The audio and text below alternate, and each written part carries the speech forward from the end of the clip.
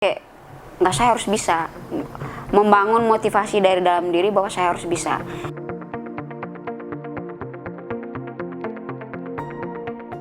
Halo teman-teman semuanya, bertemu lagi bersama saya Berta dalam podcast menuju ulang tahun YPU yang ke-12. Nah teman-teman semuanya, di malam hari ini saya akan mengundang nih teman-teman tamu yang spesial yang tentunya akan mengangkat cerita yang menarik nih teman-teman. Dan malam hari ini kita akan berbincang-bincang bersama Kak Katina. Halo Kak Tina. Hai, selamat malam. Aduh, Kak Tina ini makin cantik aja. Biasa aja. Nih. Makin glow Biasa aja loh. Oke Kak Tina, malam hari ini Kak Tina, saya akan ingin bertanya-tanya, boleh kan Kak Tina? Boleh lah. Boleh kan saya tanya ke Kak Tina ya. Saya ingin bertanya nih kepada Kak Tina mengenai kegiatan-kegiatan Kak Tina nih. Tapi sebelumnya saya bertanya dulu nih, berapa lama sih Kak Tina tuh menjadi anak YPU gitu? Saya tuh awal datang tahun 2015. Kira-kira udah hampir 8 tahun lah. 8 tahun, wow Lama ya? teman-teman semuanya. 8 tahun ya. 8 tahun tentunya mengalami proses yang sangat banyak. Pasti. Benar? Benar. Benar sekali. 8 tahun ya Kak Tina. Dan di 8 tahun ini apa sih Kak Tina sebenarnya kegiatan Kak Tina? Kegiatan saya.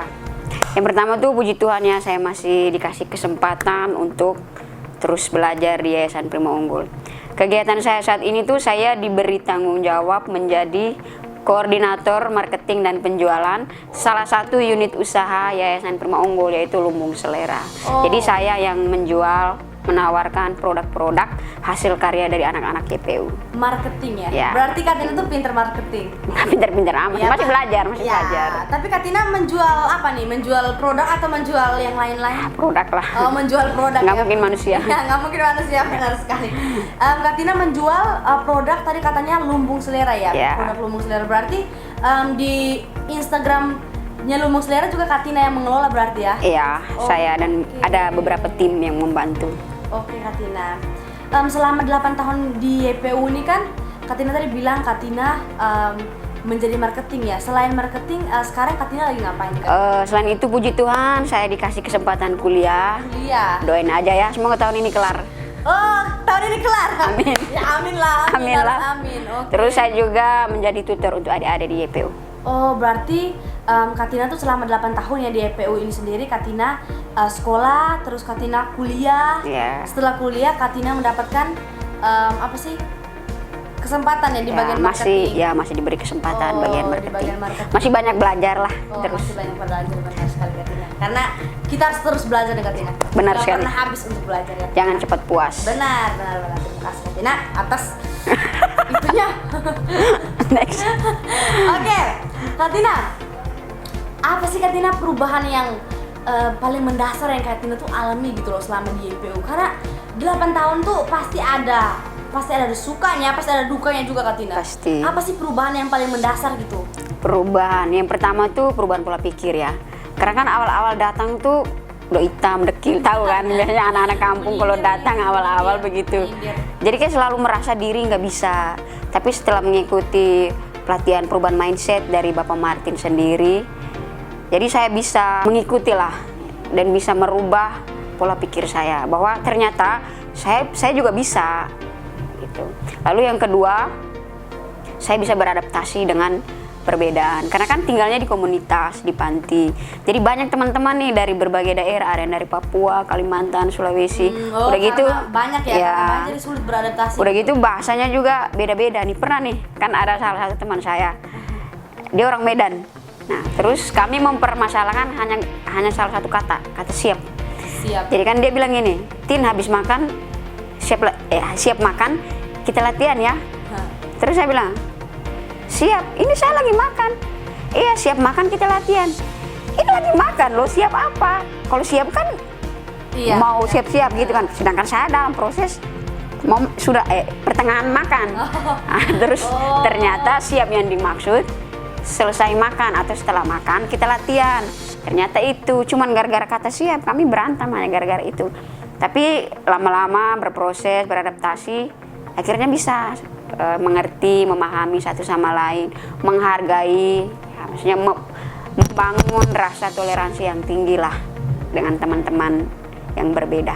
Iya, tadi kan kakak bilang tuh kakak tuh sulit beradaptasi ya dengan anak-anak karena berbagai daerah ya, berasal dari berbagai daerah. Apa maksudnya kakak tuh boleh sharing juga nih, awal kakak datang tuh kayak gimana sih selama kakak tuh mengikuti proses itu? Awal datang. Jadi sebelumnya tuh saya belum tahu ya Yayasan Prima Unggul. Cuman waktu itu Yayasan Prima Unggul datang kasih training center di SMP. Nah, terus dijelaskan lah tentang YPU. Jadi saya ngerasa tertarik. Lah, ini kan kesempatan dong buat belajar lebih, terus keluar dari daerah, terus membantu meringankan beban orang tua kan. Karena keuangan juga sulit, kakak adik banyak, jadi orang tua juga agak susah membiayai sekolah. Ya udah, dapatlah formulir, diarahin oleh ibu kepala sekolah SMP. Jadi sebelumnya ibu kepala sekolah itu kasih tantangan buat kami jualan, udah gitu bersih-bersih, karena itu persyaratan buat datang ke sini. Ya udah, setelah berproses, terus kami ngumpulin uang tiket, akhirnya terbanglah ke Jakarta. Sampai di YPU, pikirnya tuh YPU tuh kayak sekolah yang gedungnya mewah, apa kayak gitu-gitu. Ternyata ya seperti ini Yayasan Prima Unggul. Jadi nggak terlalu besar-besar, tapi ilmunya tuh tajam. Nah, terus sampai di sini ketemulah nih teman-teman, disambut oleh teman-teman dari berbagai daerah ini. Jadi kami berkenalan, makan bersama. Jadi awal-awal tuh kayak, oh jadi kayak gini ya. Tapi saya mencoba Apa untuk yang dirasakan pas datang awal tuh kayak ya gimana? pasti minder lah. Minder. Pendek sendiri, Oh, pendek sendiri. dekil kan berdatangnya. Ya udah. Tapi lama-lama udah mulai diajak ngobrol, berteman dengan mereka, dari saling mengenal, dan akhirnya bisa menyatu dengan mereka. Oh, gini. Kalau tipe saya itu kayak kalau seandainya kita datang dengan orang baru kita bergabung dengan keluarga baru tuh pasti sulit gitu loh untuk cepat sekali berteman dengan Membuka orang. hati. Iya, membuka hati. Pasti susah. Maksudnya pasti malu-malu gitu kan. Katina pas datang tuh langsung kayak malu-malu atau Malu banget. Malu. Oh, oke. Belum mau membuka diri. Keras kepala, ngeri. Tapi setelah mengikuti proses pelatihan, bimbingan dari Pak Martin dan Ibu Debbie, pelan-pelan saya mulai meruntuhkan ego, lalu mengikuti arahan dari Bapak dan Ibu. Cuman saya selalu ingat pesan Ibu Kepala Sekolah. Jadi sebelum datang selalu bilang, Pak Martin dan Ibu Debbie tidak pernah mengarahkan kalian ke jalan yang salah. Cuman itu kata-kata itu yang saya pegang. Dan saya ikuti benar-benar sampai sekarang.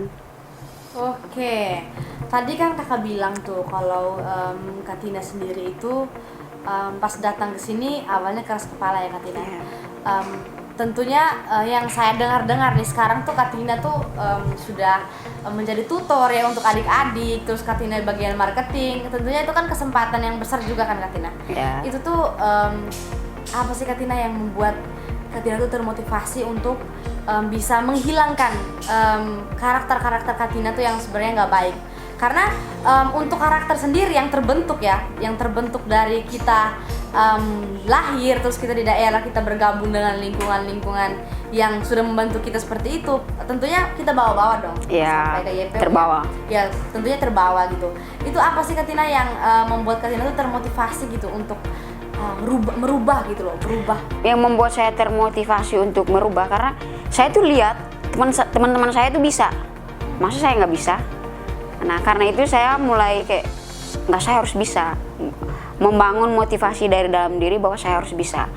Jadi untuk meruntuhkan semua itu tuh butuh perjuangan banget sih, banyak mengolah hati, terus ngikutin arahan lah dari Bapak Martin dan Ibu Debbie. Akhirnya bisa. Oke Katina, ini benar-benar sungguh cita-cita yang mulia ya teman-teman semuanya. Amin. Seperti yang diajarin Pak Martin, mandiri dan juga berdampak. Teman-teman semuanya, Katina ini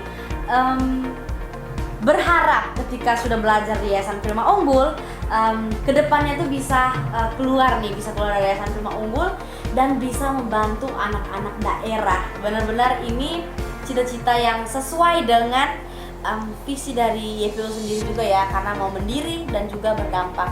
Tidak hanya sekedar berdampak dari segi nominal saja, tapi dalam segi pemikiran dan juga menciptakan lapangan pekerjaan untuk anak-anak daerah. Iya. Itu tentunya harus diaminkan Kak Tina. Amin. Karena harus benar-benar kita sebagai anak muda, sebagai anak daerah, kita juga harus mengembangkan daerah kita. Ya, benar Khususnya sekali. di mana?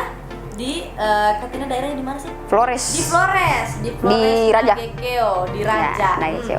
Untuk masyarakat Raja yang malam ini nonton, ya inilah Katina gitu.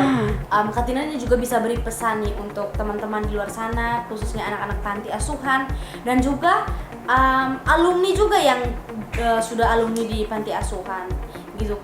Mungkin mereka sekarang belum mendapatkan kesempatan atau mereka masih terpaku dengan label panti asuhan, dan juga untuk alumni-alumni yang sudah keluar gitu loh, sehingga mereka tuh bisa berkarya seperti Katina gitu. Katina sudah lulus tapi Katina juga masih mau belajar di YPU dalam menjadi tutor, dalam menjadi melatih adik-adik. Itu tuh Katina bisa memberikan juga pesan untuk adik-adik.